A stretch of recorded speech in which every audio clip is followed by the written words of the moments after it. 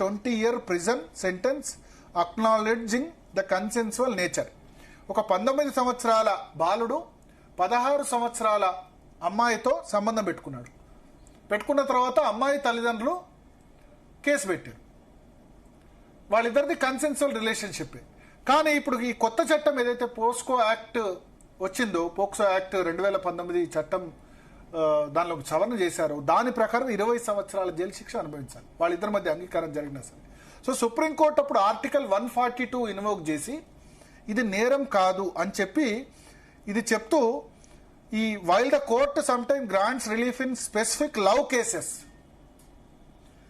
Among adolescents it has strictly clarified that these decisions are not to be used as a precedent. అంటే ప్రతి కేసును దీనిలో చూడొద్దు.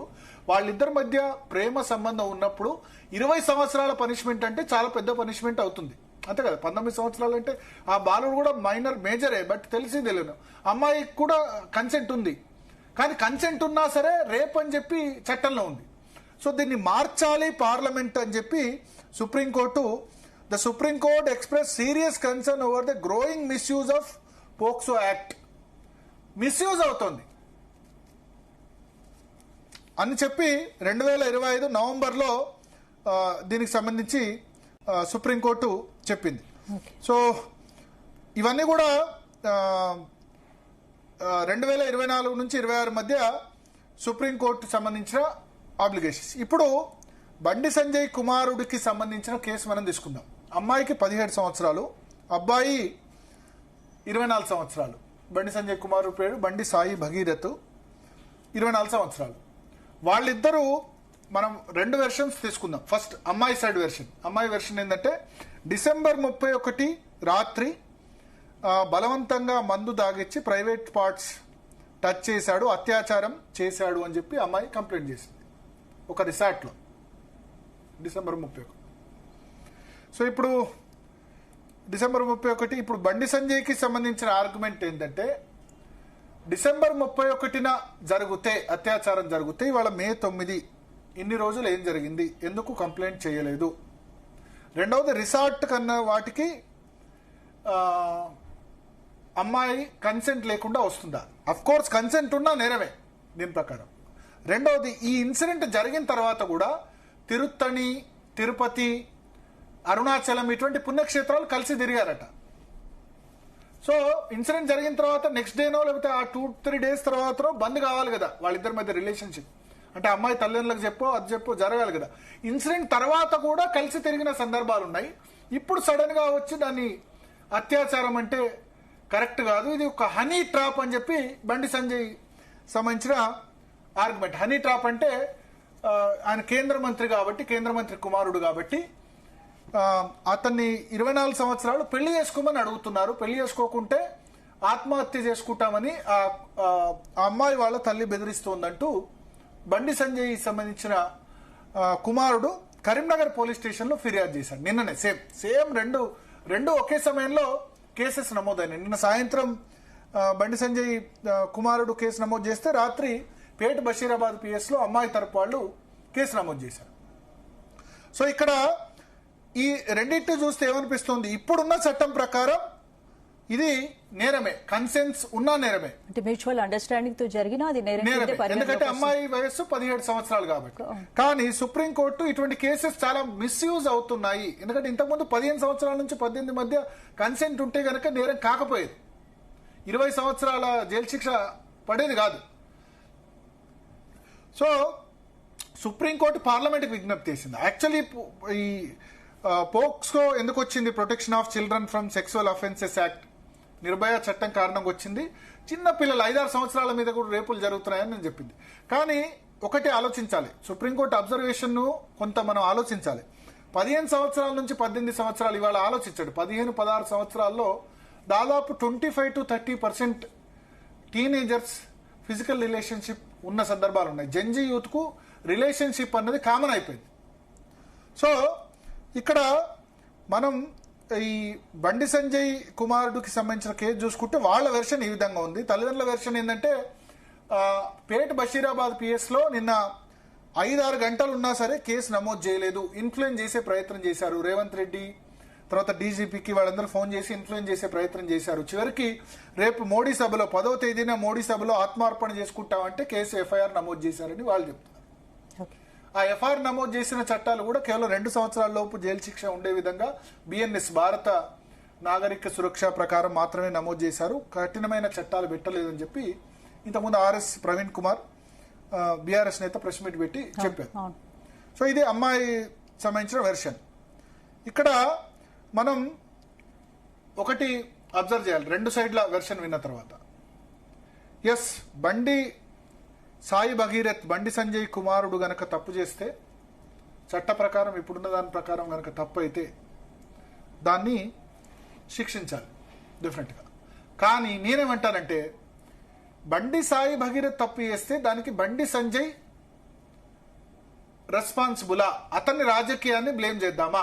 ఎందుకంటే బండి సాయి భగీరథ్ ఏజ్ ఎంత, 24 సంవత్సరాలు అనొచ్చు. ఎస్, పెంపకం కరెక్ట్ లేదు, ఈ మాటలు అనొచ్చు.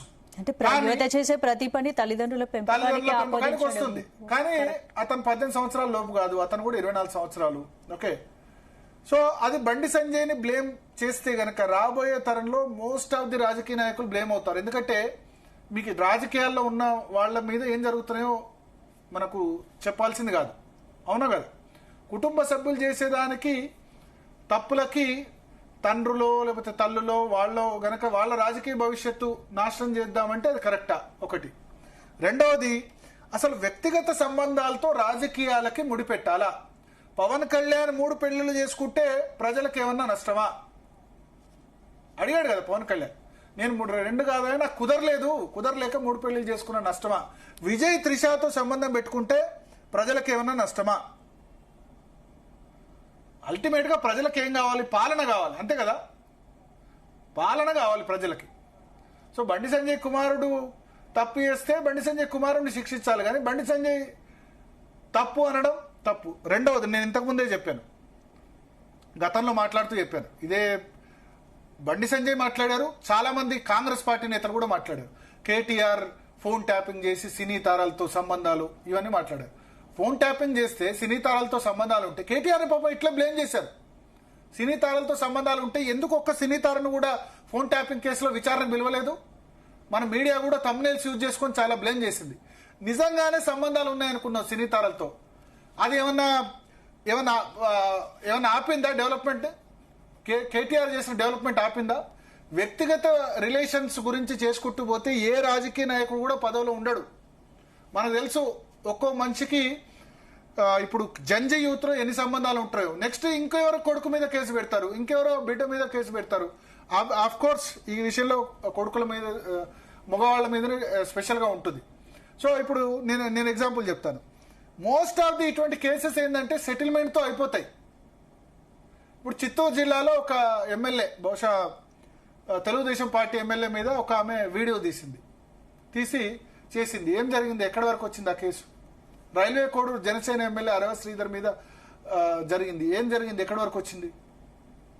ఇట్లా ఆరోపణలు వచ్చిన వాళ్ళు చాలా మంది ఉన్నారు, చాలా మంది పదవులు కంటిన్యూ అవుతున్నాయి. ఇవి అల్టిమేట్ గా ఏంటంటే సెటిల్మెంట్ అవుతాయి తప్ప ఒక లాజికల్ కన్క్లూజన్ అయ్యి శిక్ష పడే సందర్భాలు తక్కువ. దీనిలో పొలిటికల్ గా దీన్ని వాడుకునేందుకు ఆపోజిషన్ కానీ లేకపోతే వేరే వాళ్ళు కానీ ప్రయత్నించడం తప్ప ఇంకా అంతకుమించి ఏముండదు. ఇప్పుడు విషయం గుర్తుపెట్టుకోవాలి, ఇప్పుడు బండి సంజయ్ తన దాకా వచ్చినందుకు ఇబ్బంది పడుతున్నారు, కానీ ఆయన కేటీఆర్ మీద కూడా ఆరోపణలు చేసే లేకుండే. కేటీఆర్ సినిమా తారలు ఇవన్నీ మాట్లాడరు కదా, మాట్లాడినప్పుడు తప్పు కదా, మాట్లాడొద్దు కదా. కేటీఆర్ అడ్మినిస్ట్రేషన్ మనం చూడాలి. కేటీఆర్ చేసిన strategic road development programme, SRDPO, SNDPO, strategic nala development programme, Hyderabad కు ఒక బ్రాండ్ ఇమేజ్ కేటీఆర్ తీసుకొచ్చారు కదా. ఇవన్నిటికీ వ్యక్తిగత రిలేషన్స్ మనం జస్టిఫై చేస్తాయా? ఈ వ్యక్తిగత సంబంధాలు లేని రాజకీయ నాయకులు ఎవరు? నాకు తెలిసి 90% రాజకీయ నాయకులు ఉన్నారు. ఏమంటారు? వ్యక్తిగత సంబంధాలు ఉన్నాయి. ప్రతి వాళ్ళని ఇబ్బంది పెట్టిన సందర్భాలు ఉన్నాయి. లోకేష్ తన క్లాస్మేట్స్ తో స్విమ్మింగ్ పూల్లో ఫోటో దిగితే ప్రచారం చేశారు. జగన్ మీద అదేవిధంగా ప్రచారం చేశారు. సో ఇవి పుంఖానుగా వస్తూనే ఉంటాయి. రాజకీయాలకు వాడుకొని ఇప్పుడు నేను చెప్తున్నా చాలా మంది మీద కూడా ఇంతకుముందున్న నేను పేర్లు ఎందుకు కానీ చాలా మంది ఎంపీలు ఎమ్మెల్యేల మీద వస్తూనే ఉంటాయి.